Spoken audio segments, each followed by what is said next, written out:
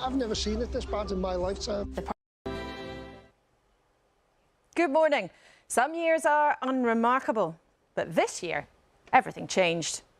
Hi, everybody. His luck ran out. I want you to know how sad I am to be giving up the best job in the world. But them's the breaks. Politics Joker King removed by his own. On the never, never, I would stop. Replaced by a new Prime Minister. Simply not right. You promised. With a very new direction. I have a bold plan to grow the economy through tax cuts and reform. But neither the country nor the markets were quite ready for Liz Truss.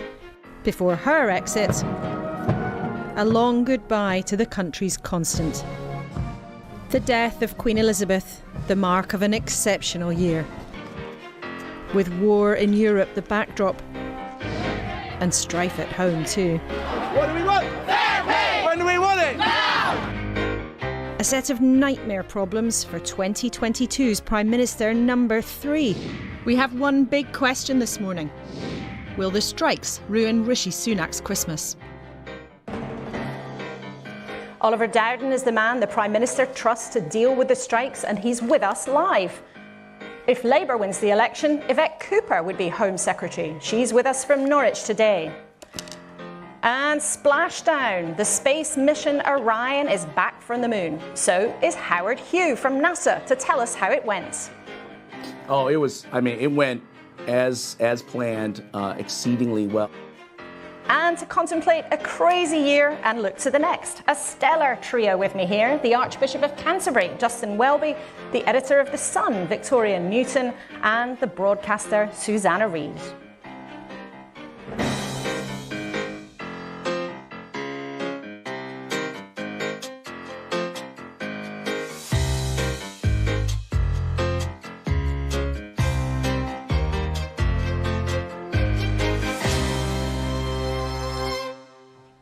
Hello and a very warm welcome to our last programme of 2022. Can you believe it? A bit later we will replay some of those jaw-dropping moments, but first let's look at what's moving this morning. On the front pages, a few different stories. The Sunday Times and The Sun on Sunday talking about Harry and Meghan calling for an apology and some kind of summit with the rest of the royal family. But strikes on the other front pages, the Sunday People saying Rishi has 48 hours to stop the NHS strikes. The Observer also featuring that story, and also the Sunday Telegraph talking about the military having concerns about being brought in to help out. Let's talk about that first of all. Archbishop, it is a real time of strife, isn't it, in so many ways? It seems that there's strife everywhere at the moment, yeah.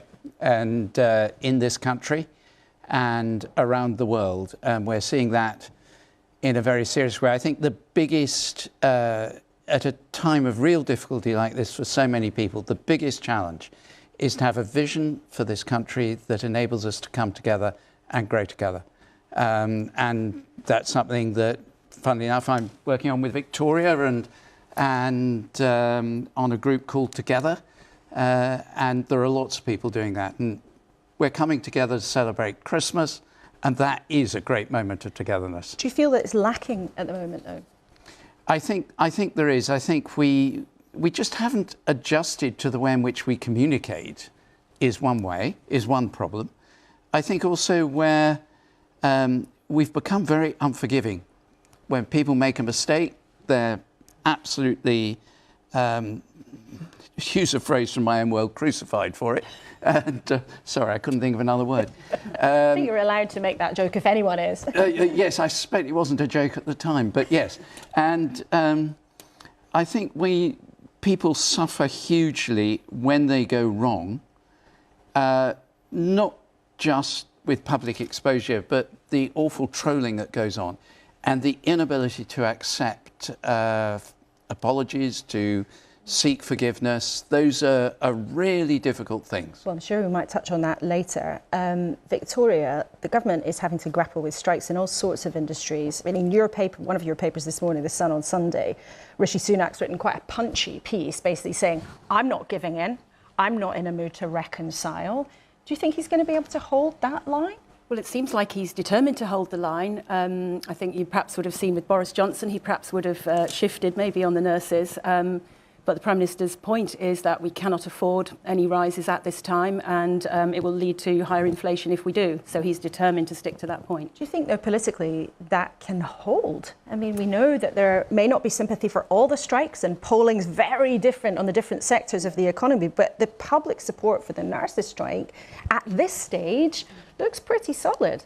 Support for the nurses, I would certainly say, is pretty solid, certainly from our readers. There's a lot less sympathy with the other strikes with my readers, quite unanimously, actually. But it'll be a tough one for him on the nurses. But it's interesting that Keir Starmer has also said, I wouldn't be able to commit to the 19% either. I think clearly what needs to happen is there need to be more talks to try and resolve it. Susanna, I mean, like me, you spend time asking politicians whether they can, where they're going to budge and what they're going to do on a very regular basis. I mean, and I know also your mum was a nurse, so this is sort of personal for you. How do you think the government's handling it? You're right. I mean, my mum registered as a nurse 60 years ago and has been a nurse on hospital wards, has been a community nurse, has been a health visitor. She was community editor of Nursing Times magazine, so she was even in nursing journalism, and she still volunteers as a chaplain at the Evelina Children's Hospital, just around the corner from Lambeth Palace. So she sees what nurses are going through every week when she volunteers, but we see what nurses are going through every day. And the fact of the matter is the government has got to sit down and talk with the union leaders about pay, because the nurses have been underpaid for far too long. And their point is that it's got to a point where it's unsafe. We need nurses to feel valued, and we need nurses who are going to continue doing the job. So we need to retain nurses, and we need to recruit nurses as well. And unless the government gives a little bit of way on this, we're not going to come to a deal which is going to satisfy the nurses and keep us all safe. Well, in a couple of moments, we'll be putting that to Oliver Dowden, who's got the unenviable task of dealing with all of this on behalf of the government. But let's just show you what the Prime Minister has been saying this morning, writing for The Sun, that union chiefs are behaving like the Grinch at Christmas. There's quite a clear effort there from the government to target union leaders and Mick Lynch, the boss of the rail union in particular. And of course, this week has been absolutely dominated by strikes, no question about that. So let's get on with our conversation with the government minister who is in charge of that. Nurses, posties, rail workers, the list of industrial action goes on. When do we want it? Now! What do we want? Oliver Dowden has the grand title of the Chancellor of the Duchy of Lancaster, but his day-to-day job right now is probably quite unenviable. He's the man who's trying to manage the impact of the strikes right across the government. There's an ambulance strike this week. If you break your leg and call an ambulance on Wednesday, can you guarantee that one will actually turn up? Well, I would say to ambulance union leaders, the single best thing they can do to ensure that that guarantee is available is, even at this late moment, to call off this strike, continue to engage and give families and people up and down the country a break. On the specifics of it, we have been clear that we are working to ensure that if you have a serious injury, in particular life-threatening injury, you can continue to rely on the ambulance service, and we would urge people in those circumstances to dial 999. If it is the case that you have less serious injuries, you should be in touch with 111, and you should seek to make your way to hospital on your own if you are able to do so. But of course, the government is working relentlessly to try and ensure that we get that high level of service available for people in the most difficult circumstances. But it really is in the unions' hands. I would urge the unions to be reasonable, to engage both in terms of calling off this strike, but also in terms of the kind of level of service they're willing to provide. OK, well, let's talk about the nurses' strike, because as everybody knows, it is historic that they have decided to walk out in this way.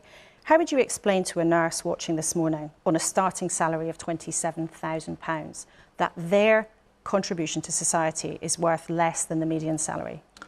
Well, the contribution of nurses we saw throughout the whole COVID crisis is enormous. We value nurses enormously. That is why, for example, last year, when all public sector pay was frozen, we made an exemption for nurses. They got 3%. How we've tried to resolve this is by taking the politics out of it and putting it to the independent pay review body.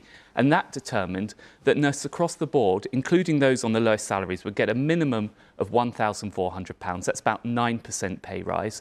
And that everyone would get at least 4%. Now, the alternative to that, if we go for the kind of 19% that is being urged on us by the nursing unions, that is simply not affordable. If we applied, this is an important point, Laura, if we applied this across the board, that would cost families £1,000 each, and it would also add to inflation and make us all poor in the long run. Is that true that it would cost everyone £1,000? We'll be reasonable about this, but we will be resolute in doing so because we need to protect the gains we've made so far. Is it true that it would cost everybody, every household, £1,000 to give them that pay rise? Yes, it would. If you take, in fact, it potentially cost more than that. The £1,000 assumption is if we match inflation next year across the board for all public sector workers, that would cost £1,000. And that is a demonstration of the scale of this. And I think the government is being reasonable, we're being sensible, and we would urge the unions to be reasonable as well in doing so. How have you worked out those figures, Oliver Dowden? We're making progress with the economy, and don't put that at risk with these unsustainable demands. This is about these numbers. How have you worked out that it would cost every household £1,000 a year to give public sector workers an inflation matching pay rise? So we have taken the level of inflation, which is currently about 10-11%, and we have projected that forward for next year because that's what you'd expect it to apply to, and that would give £1,000 for every family if we match that for the public sector. Well, we've had a look at your numbers, as you'd expect, and we've asked the Treasury also how they worked it out. Now, your figures have used the inflation figure of 11%, which is just for 1 month. The OBR actually projects that next year inflation will be far less than that. Not to speak of it, when you're normally working about pay negotiations, you cut an average of inflation, not just 1 month, which is what you have done. So it's not £28 billion, is it? Well, the requests from the striking unions across the board is generally about CPI. And the CPI level inflation is currently between 10 and 11%. And actually, if you look in the case of nurses, they want RPI plus 5%. Actually, that gives you 19%. So you could actually argue that we're underestimating the number. Well, you think it might be more than that. If that's the case, then why have the independent number crunchers, the Institute for Fiscal Studies, come up with a figure of £14 billion as being the cost of doing this? Well, you'd have to ask the IFS how they justify their numbers. But what I can tell you is our number is justified on the basis of taking the inflation number, which is what the unions are asking for, and projecting it forward to next year. That would give you a cost of about £28 billion, and that's £1,000 per household. But your inflation numbers that you're using are actually inaccurate and out of date. If you're talking about next year's pay settlement, nobody expects inflation. The OBR, who are independent, don't expect inflation to be anything like that next year. And this, for nurses and other public sector workers watching, this is about this year's pay deal. So if you want to be honest with people this morning, your numbers are not completely accurate, are they?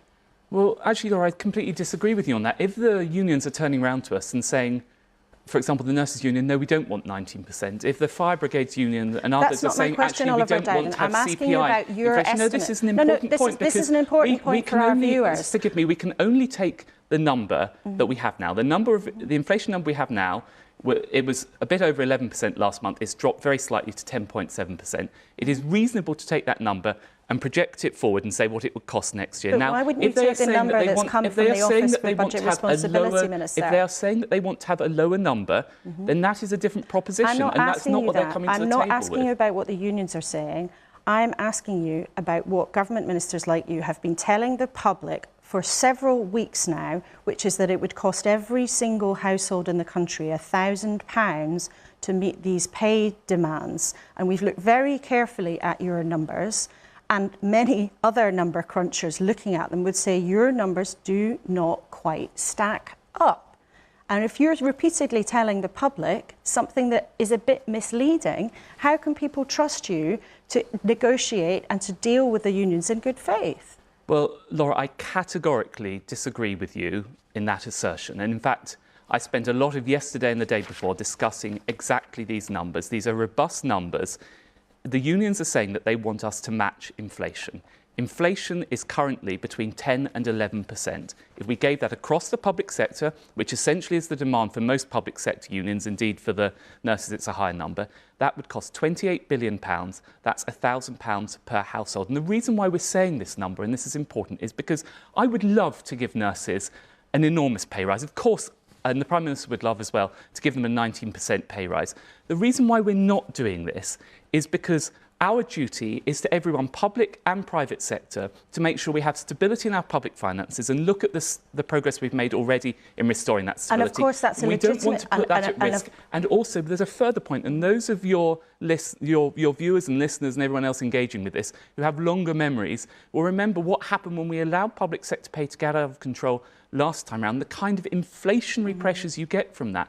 If we deal with this now, we help to get the economy stronger, we get the economy growing, then we can afford the kind of pay rises. Do you think giving nurses more than £27,000 a year would be letting pay get out of control?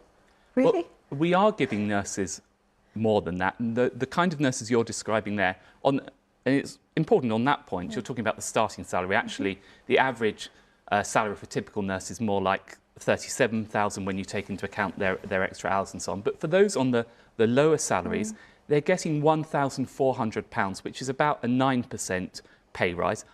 I would, of course, like to give them more than that, but the only way we could do that is by having a strong economy. We cannot risk the stability of our public finances. That wouldn't be a reasonable thing to do. And of course, you can absolutely legitimately make that economic argument, even though a lot of economists, including people like the former Permanent Secretary of the Treasury, disagree that giving public sector workers a bit more would contribute to inflation. But you've made that point.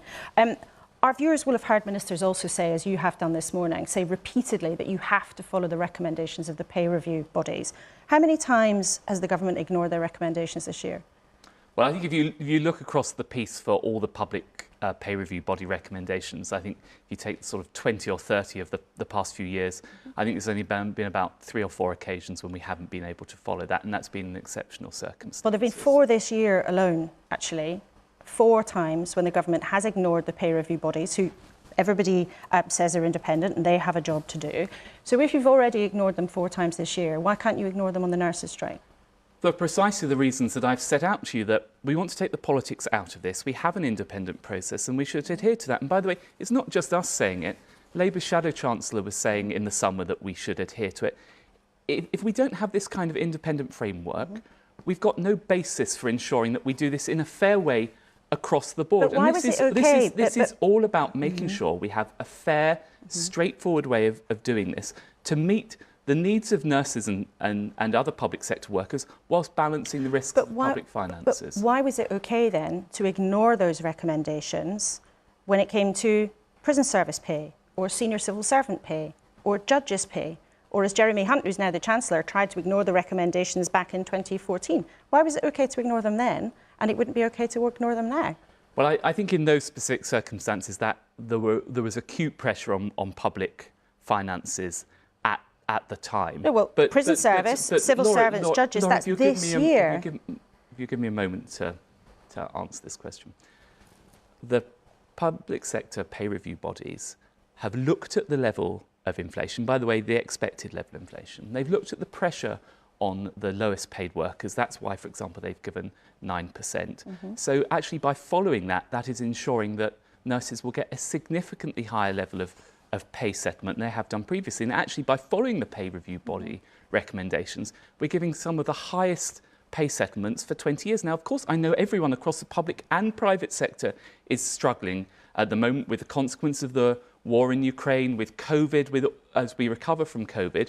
We want to give people more, but I would say to the unions, please give families a break this Christmas, follow this independent pay review process, allow us to continue with this stability, get a stronger economy, and then we can give people the kind of pay rises we dearly love to give them. But it is, though, can you accept, it's a political choice, because in some cases, your government has ignored the pay review bodies, making the independent recommendations. In this case, when it comes to the nurses, you are determined to stick to it. So you are making a political choice, for the reasons you've outlined, perfectly legitimately, to stick with the recommendations, and that means saying no to the nurses in their request for more pay. And it even right now means saying no to even talking about pay with them again? Well, I would say three things. First of all, by following those recommendations, it's actually ensuring they get a higher pay settlement than was the case when it wasn't followed in the circumstances you described. Secondly, there is consensus on this, or there has been.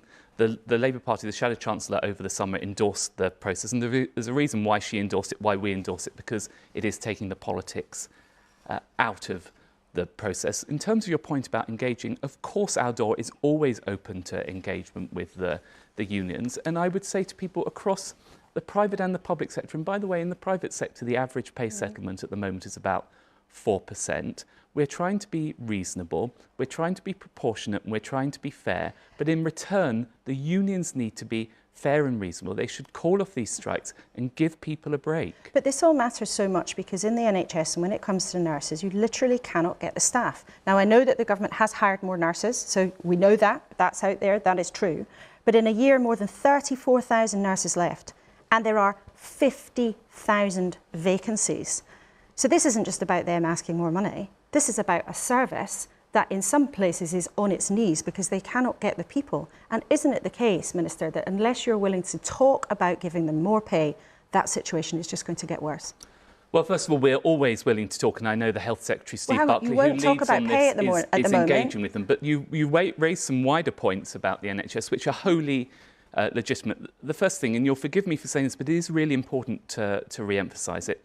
As we have emerged from COVID, that put huge pressure on the NHS and has created enormous backlogs. It is actually the case that even since the beginning of COVID, we've got many more doctors, many more nurses, and we're making good progress but the vacancy rate recruiting. Is going up. We're making good progress towards recruiting 50,000. What is happening at the same time, though, is these two enormous pressures on the NHS. One is as we try and recover from the backlog of COVID, and then the second one is just the underlying demographic pressure as we have an ageing population. And I know that that's putting pressure on nurses and people across the board. That's why the Prime Minister is determined to work through those challenges, for example, with delayed discharge. But you have to take into account the wider factors that are at play here. And one of the results of those wider factors is that the NHS is spending a fortune on agency staff to plug the gaps.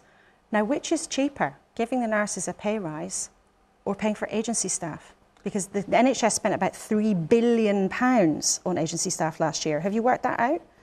Well, we're cracking down on agency spending, but of course, have you Laura, worked it out? Which is cheaper? Forgive me, you're absolutely right that we want to move off reliance on agency staff and recruit more nurses, which is precisely what we're doing, not just with the 50,000 target, and we're over halfway to that, but that's, for example, why we gave nurses a £5,000 bursary. That's not reimbursable, so they don't have to pay that back. That was on the recommendation of the RCN. That's why we're increasing training places. Of course, we know that we need to recruit more nurses. And by the way, we also need to give a pay rise to nurses on the lowest pay, which is why we gave them, I think, 9.3%, £1,400 across the board. That's when pay across the wider private sector, and of course, 2/3 of the population work in the private sector, they're getting about 4%. So I know things are challenging, but we are trying to be reasonable throughout all of this. I would urge the unions to be reasonable, but I have to say we will be resolute in response to this because it would be irresponsible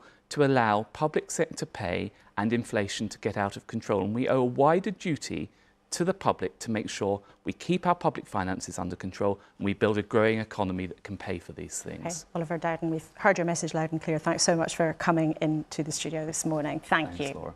Now, it's unlikely that anything will get easier for the government in 2023, whether on strikes or anything else. But genuinely, it's hard to imagine it could be any more dramatic than 2022. We only started our conversations in this studio in September. So let's take a look back. Strap yourself in. Hello, and a very warm welcome to a new show and a new political era. Tomorrow, one of these two will be chosen as our new Prime Minister. You've beaten them all, haven't you? You've outwitted your critics. No, I am focused on getting the job done. Well done, Liz. See, I'm actually very right-wing, and I loved it. If you don't win this time, would you ever run again? Oh gosh, we've just finished this campaign, Laura. As one era closes, another opens. She would listen, she would ask questions, she fulfilled her duties right up until the end. And she loved your grandfather. She did love him. He loved her. He loved her. He'd known her since she was a child, and he loved her very much indeed. He revered her. So I put my hands together, and she put hers outside mine, and we were silent for 3 minutes. And at the end she said, "Amen." When I got up, the burden had lifted.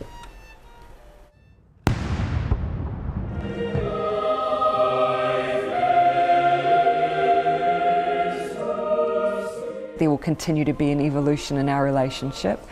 I don't believe it will be quick or soon, but over the course of my lifetime.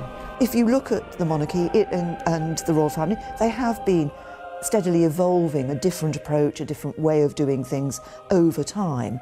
And I'm sure that King Charles will continue to take that forward. At the Accession Council, all the former Prime Ministers, what were you talking about? Well, the number of ex-Prime Ministers is growing. It's the club that no one wants to join and you never get to leave. Good morning from the Labour Party conference in Liverpool. What's reasonable in your view? Well, look, it's reasonable for people to want a pay rise. It's not for me to wade in and say, I think it should be this amount or that amount. An era of massive tax cuts, cheered by Tories in the chamber. And there's more to come. We've only been here 19 days. I do accept we should have laid the ground better. How many people voted for your plan? What do you mean by that? Using borrowed money to fund tax cuts. That is not Conservative. The question to me is, would I prefer a Labour government over a Tory government? I detest the Tories and everything they stand for. I'm not sure I've ever seen a week like the last 7 days. A total smash-up of politics and economics. Who's in charge? You or her? Well, the Prime Minister's in charge, and Really? I think it's... I am resigning as leader of the Conservative Party. The Conservative Party decides in the next few days who should lead our country. He'll be running. She is running. And he's come back from the Caribbean claiming he has the backing to have a go. There's a huge amount of talent on the backbenches. I'm not talking about me. A warm welcome to the first Sunday of the Sunak era. Cheer up, Rishi. Is everybody going to pay more tax? We are going to see everyone paying more tax. We're going to see spending cuts. You also would have to rein in public spending and put taxes up. I do recognise that an incoming Labour government will not be able to do everything that we want as quickly as possible.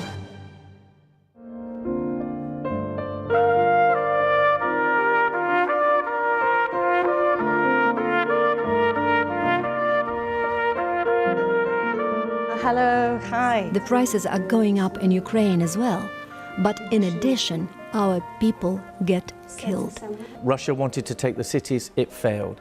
Russia wanted to subjugate Ukraine, it's failed and it's failing dramatically. Ukraine needs drones. They have some drones, but not nearly as many as the Russians.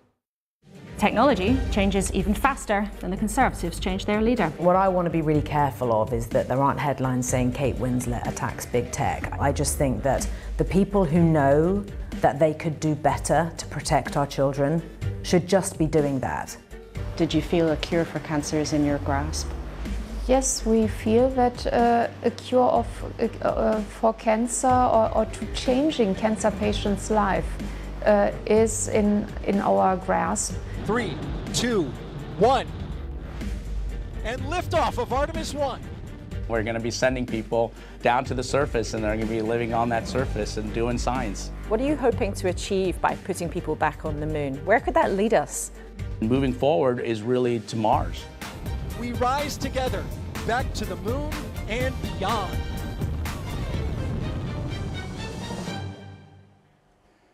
Celia, we've even taken you to the moon on this programme. All sorts of things in store after, 12 months. Victoria Newton, for you, what's your overriding memory of so much turmoil? Well, the most seismic thing that's obviously happened to our nation this year has been the death of our beloved Queen. We are still feeling that now. The sense of reassurance that she gave everybody has now gone, and we're going to be looking at the first ever King's speech on national telly, because the one prior to that I think was on radio.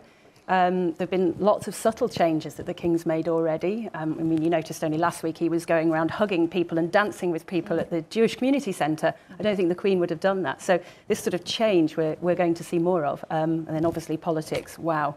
I mean, how many prime ministers can we have in 1 year? I don't know. I mean, Susanna, the political turmoil, I mean, when you watch all of those clips with different prime ministers and ins and outs and exits and arrivals, what do you make of it? Well, when David Cameron said the ex-Prime Minister's Club keeps on growing, who'd have thought it would have grown so much in 1 year? I was at Downing Street back in May interviewing Boris Johnson in the wake of Partygate, you know, in the early stages of the war. In Ukraine and the cost of living crisis. My first question to him, are you honest, Prime Minister? I mean, within a couple of weeks, he was an ex-Prime Minister. He hoped to come back. He didn't. It's been an absolutely tumultuous year in politics. You do wonder, when the next Prime Minister came in, Liz Truss, how much, if we hadn't had that catastrophic mini budget, how much we might have been able to give to the nurses. Remarkable interview you just did with Oliver Dowden, where he insisted the government is not going to move an inch over this. And, you know, when you think about the fact that when you ask people what makes them proud to be British, the NHS and the Queen are the two things which people kept saying, we've lost the Queen, and look at the state of the NHS. We spent 2 years clapping for nurses and other NHS workers, and now we won't give them what they're asking for. And it's interesting, he said, well, we're not going to give them the 19%. I saw Pat Cullen on your programme last week. College of Nurses, from the union, suggesting there was room for manoeuvre. Well, she made it quite clear that she wouldn't dig in if they didn't, but it doesn't sound like we got very much further forward. But Archbishop, I know you've had a huge year, but recently you went to Ukraine. I think we can show our viewers some of the pictures of you visiting there. I mean, what struck you on that visit? Because it's such an enormous global event, but also were you personally affected by your visit? I was. There were a number of different things. There was an extraordinary moment when I was in a meeting with all the church leaders and all the faith leaders, and everyone's, you have an app on your phone which does the air raid warning, and everyone's air raid warnings went off. So we went down into the basement and carried on with the meeting, and they were all completely relaxed about that. They were quite used to it. I think the other thing that struck me was seeing the site of the mass grave at Bucha, the photos of what had been done to the people there, the rape, the massacres, the torture by the occupying Russian forces. And hearing from those who are studying the ideology which is driving these attacks, that it is an ideology of conquest and it wants Ukraine, less worried about the people, but very worried about getting historic Ukraine back, and realizing how important it is that we support the Ukrainian effort, because essentially they are, if they go, it's not going to stop from their ideology. And that was very strange. There was a guy called Ivan who's a Baptist minister, runs a training college for clergy there, and he's been during the occupation, he was getting people out across a bridge called the Bridge of Hope, and there are crosses all the way down the side of that bridge, which is blown up, and each cross represents someone who was killed by a sniper as they went across. And it just brings home the reality of the suffering and the importance of our support for Ukraine.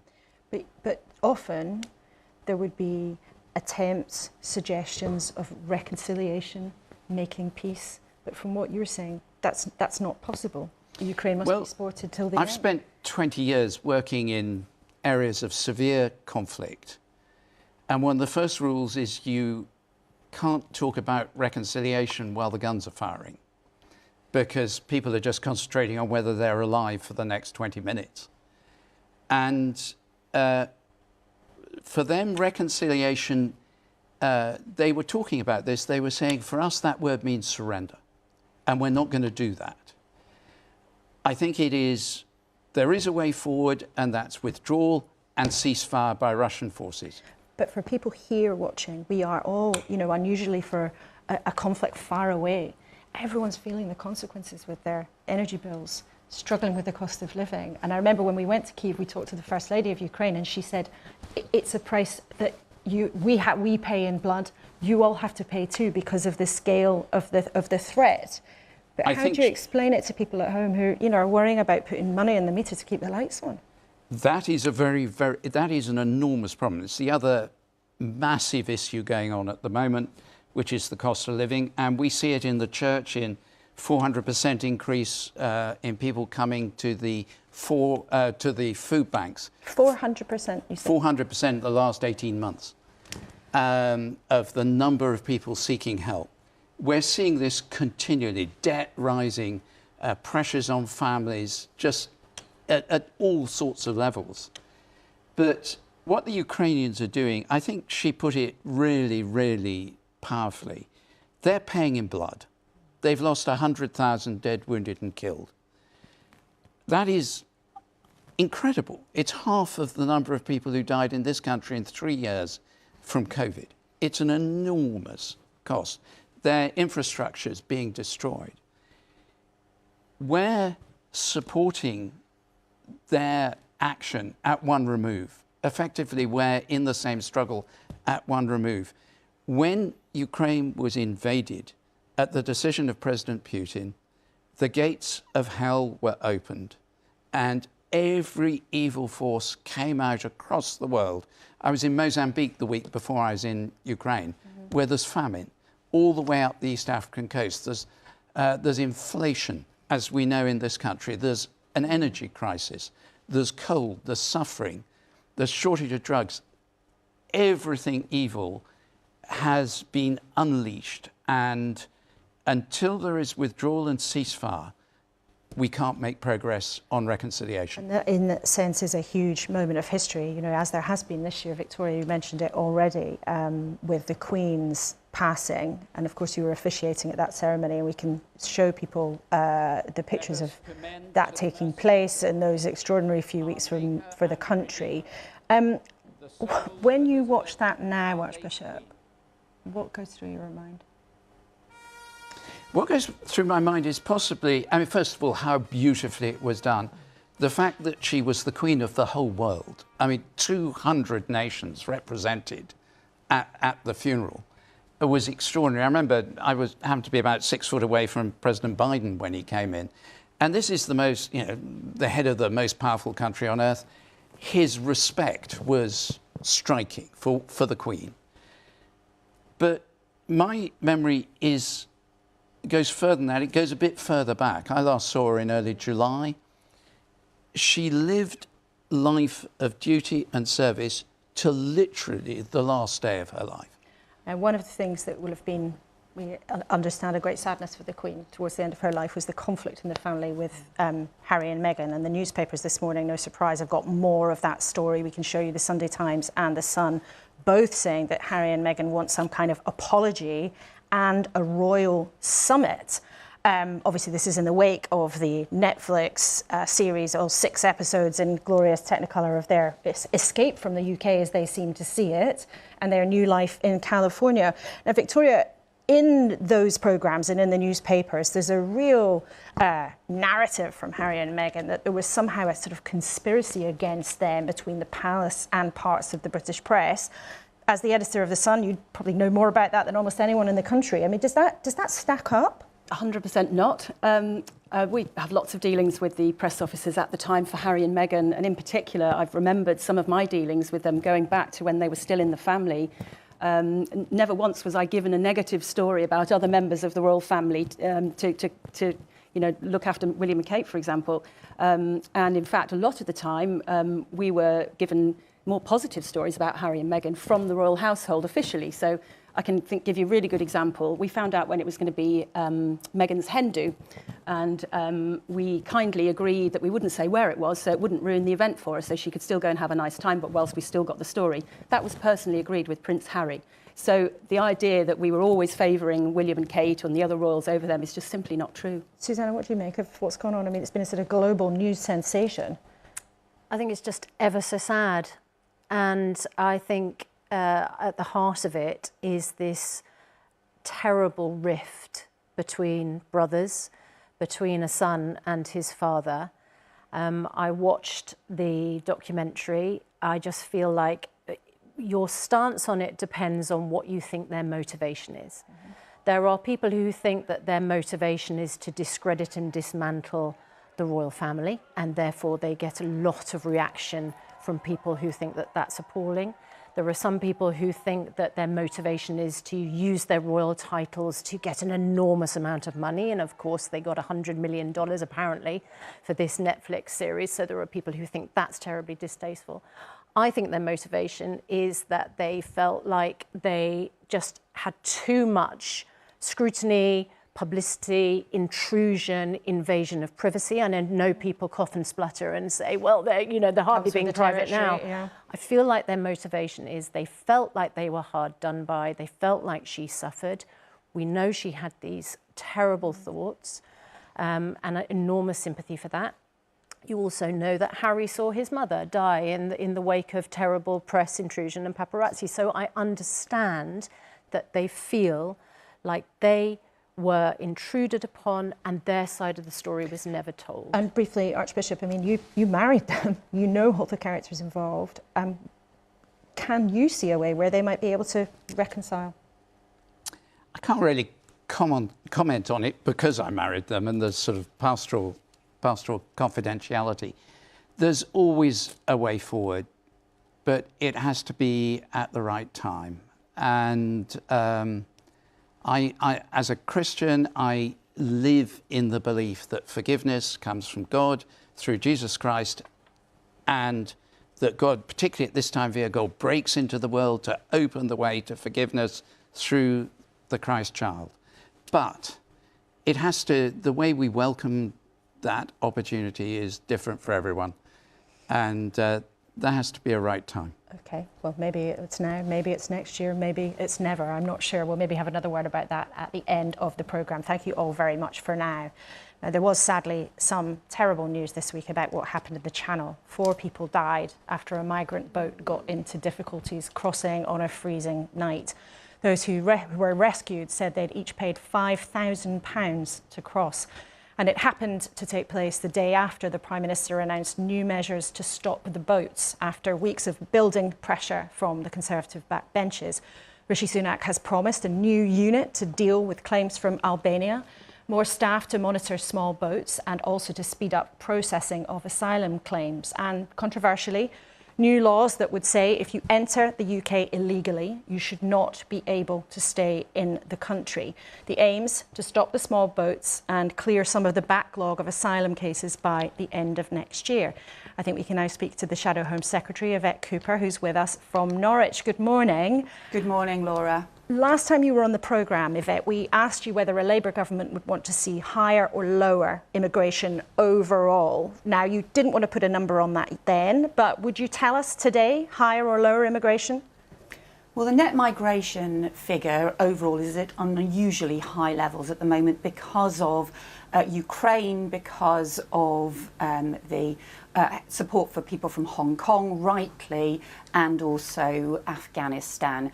Now, we would expect those numbers to come down in future years, and it is right that they should do so. We've also set out, you've heard Keir Starmer set out proposals around Labour's approach to a points-based system. We think we should have a points-based system, but it should be better linked to action on training and tackling shortages in the economy as well. So Labour would expect numbers to come down if you were in government. When it comes to small boats, now some of the things that the government announced were things that you'd actually been suggesting for a while, more staff, speeding up claims. Yet Keir Starmer called the government's plans on this unethical. What was unethical about it?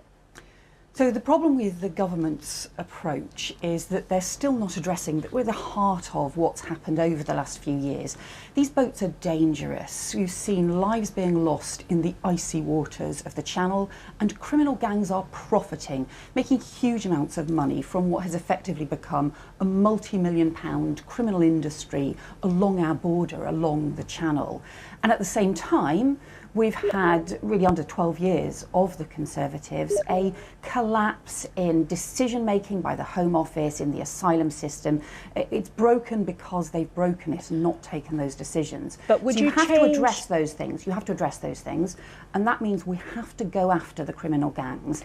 The government hasn't yet, I think, announced the action that we need to go after those criminal gangs, to pursue them, to get prosecutions, to really target what has become this criminal industry and that is putting lives at risk.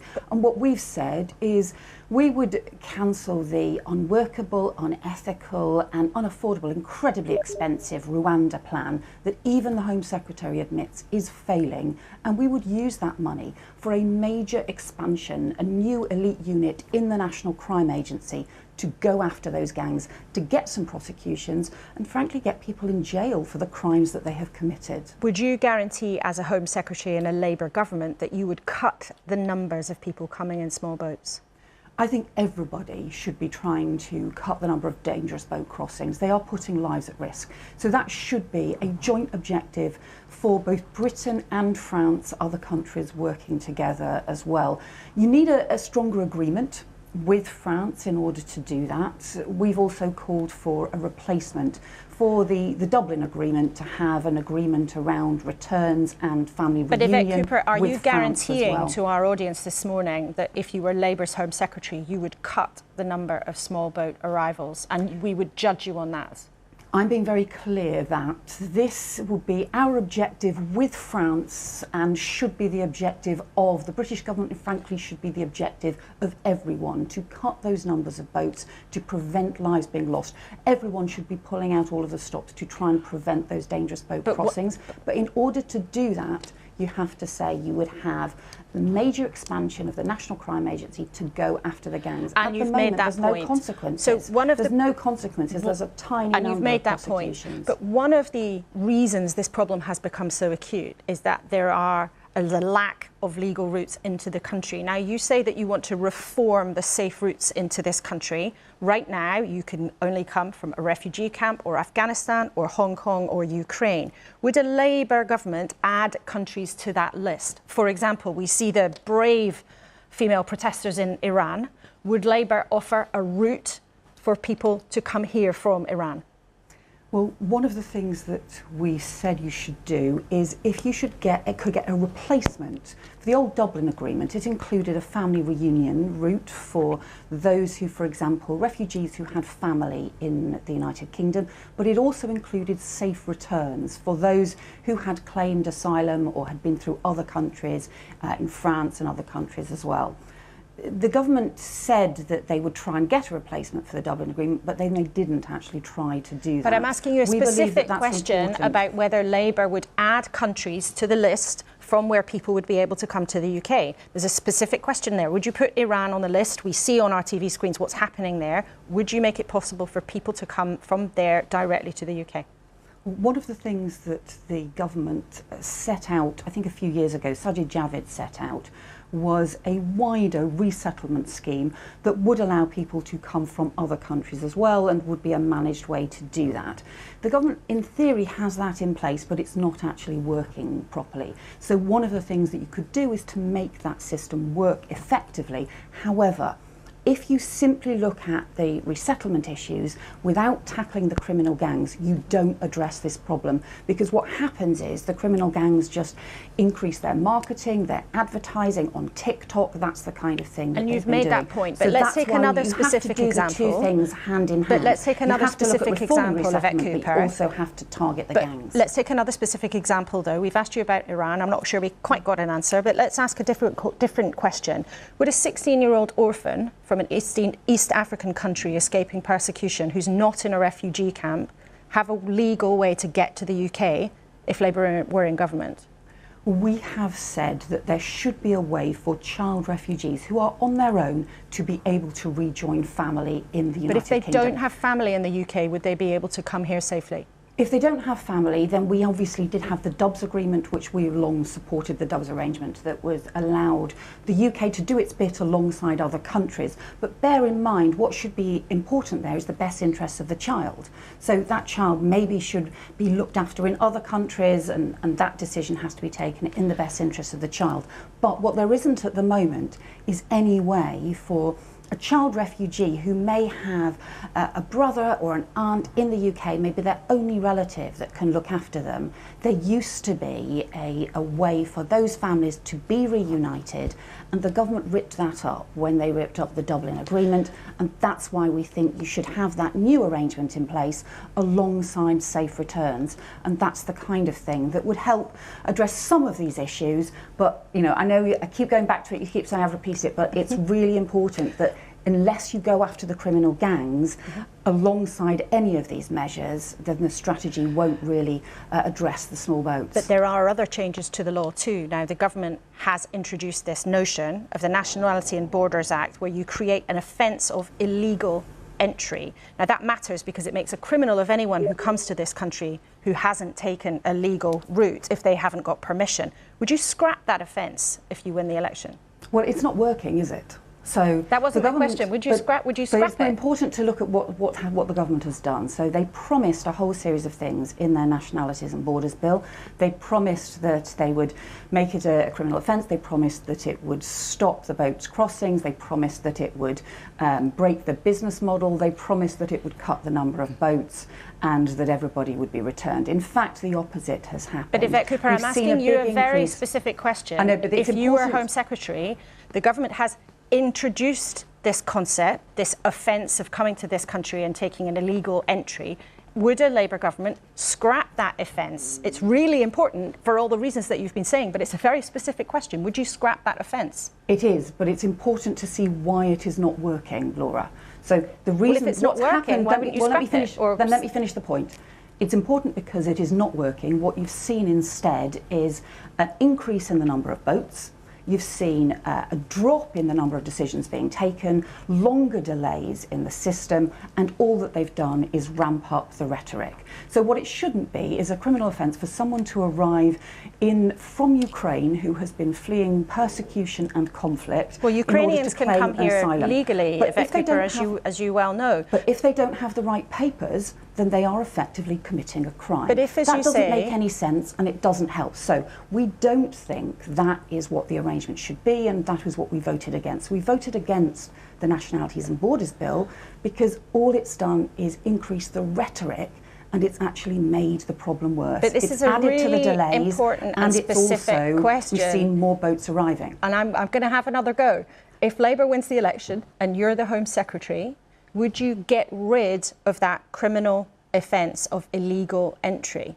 But I answered your question, Laura, because the point is it is wrong to have a situation where if somebody arrives from Ukraine with the wrong papers, it should be a criminal offence. It's already against the immigration rules. There are ways in which you can have an immigration response, and the asylum system already should be able to return people who are not fleeing persecution and conflict. That's not happening either at the moment. So it's why we called for a fast track for Albania, because you do have people, and for other safe countries, you do have people arriving in the United Kingdom who are then from countries that are not fleeing persecution and conflict. No decisions being taken on their cases. Only less than 1% of cases from Albania in the last year have been decided.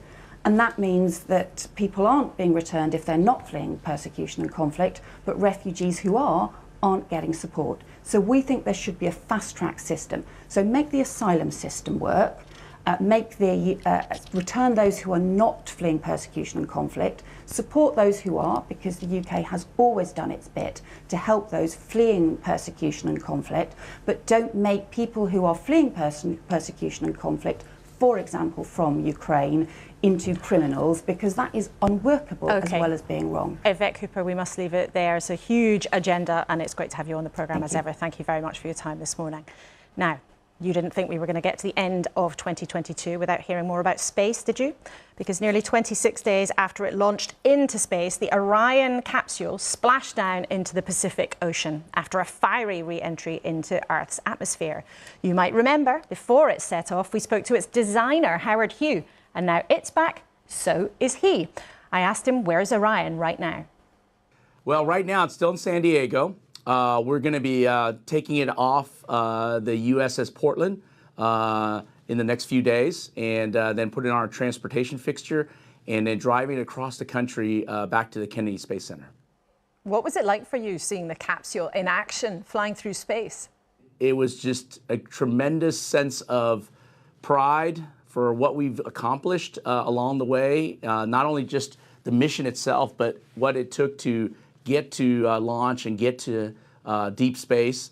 And then also just how I was maybe surreal. I don't know. That's kind of, you know, you're trying to not only you know, execute the mission, but as a fan, as a fan of human spaceflight, you know, watching it and being inspired by the images and what it means to me personally as a first step to you know, a sustainable presence we're going to have out not only in the moon but beyond. We spoke before, you said it's a bit like being an anxious parent. Did it work out as you hoped, or did anything surprise you?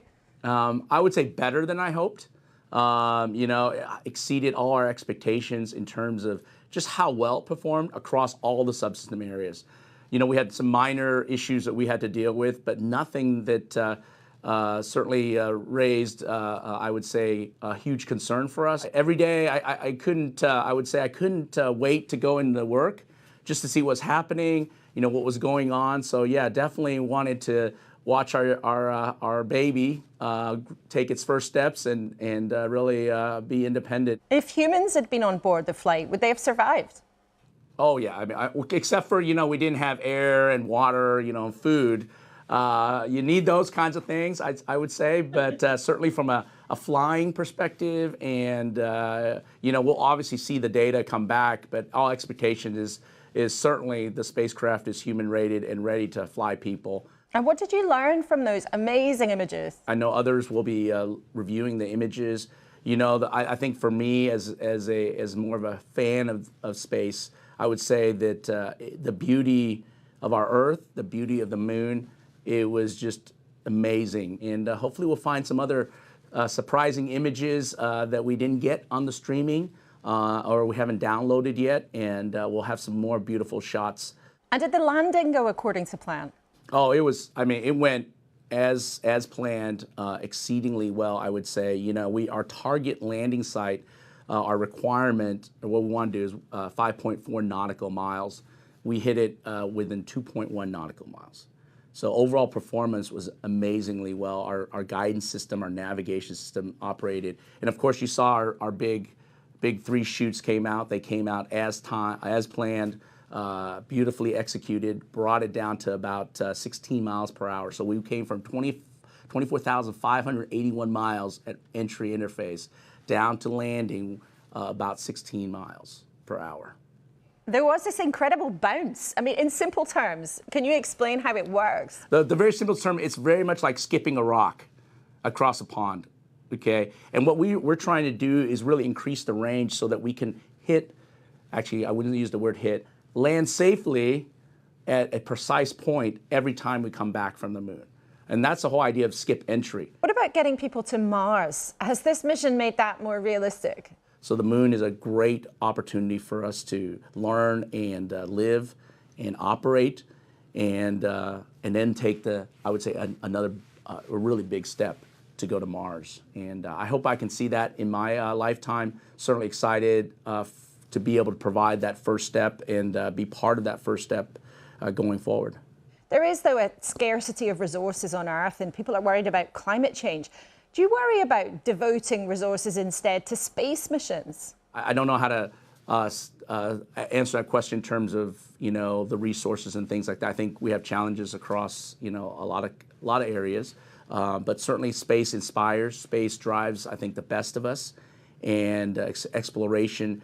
and being able to, advance the technologies that will, I think, benefit everybody on Earth as we try to meet the challenges in the deep space are going to be one of the things that I think when we reflect back on history will show that we were able to make those kinds of benefits for everybody. There is a lot of competition getting into space, though. Is NASA going to beat the billionaires? So I don't see it as a race. I see it more of a cooperative effort to try to advance as much as we can as people on this planet to try to get to another planet. Howard Hugh, such a pleasure. Thank you so much. Howard Hugh, there's a man with exciting predictions for 2023. Let's ask our panel as we come to the end of our show this morning, their predictions for 2023. Victoria Newton, editor of The Sun, what's in your expectation? Well, I really hope and pray that we've had peace in Ukraine, but I don't think there'll be peace in the House of Windsor, I'm afraid. Susanna, where's your crystal ball pointing? I have a feeling that Matt Hancock will start making pitches for things like your job, Laura, and that we might see Boris Johnson do I'm a Celebrity, Get Me Out of Here, considering what a extra profile that gave. That would be quite a spectacle, goodness me. Archbishop, what would your prediction for next year be? Well, for this evening, I'm afraid that it's the only thing that the Pope and I differ on that I know of, which is I'm hoping France win. He's obviously hoping Argentina win.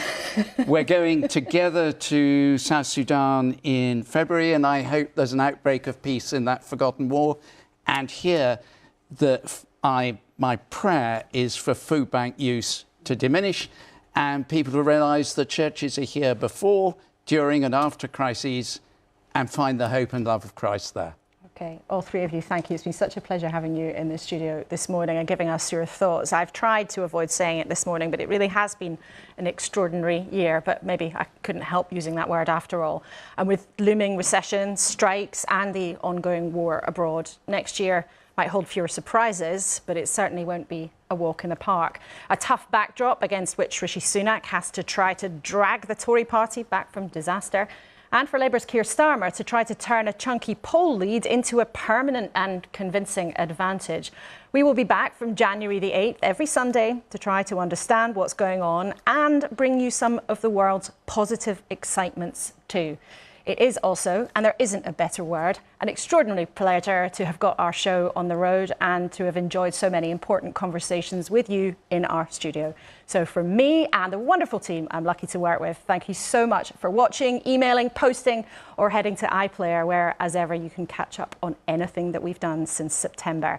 As you know, one of our habits here is from time to time to bring you something really gorgeous. And the Royal Albert Hall has been celebrating its 150th year. So ahead of its annual carol concert, the National Youth Choir of Great Britain has done a special arrangement of the Carol of the Bells for us, a beautiful piece of music based on a Ukrainian folk chant and arranged by Ben Parry. What better way to wish you, from all of us here, a very, very Merry Christmas. Goodbye. No, you're not copyright striking me, you fucking fucking Christmas carols, you twat. Not today. No. Anyway, as it is Christmas, wish everyone has a happy holidays. You want to see me else like after Christmas, basically, because there's fuck all else to stream. There's nothing to stream, literally. So, enjoy your Christmas, have a good New Year, and I shall see you hopefully next year if we've still got a fucking country that's actually still running or left. Anywho.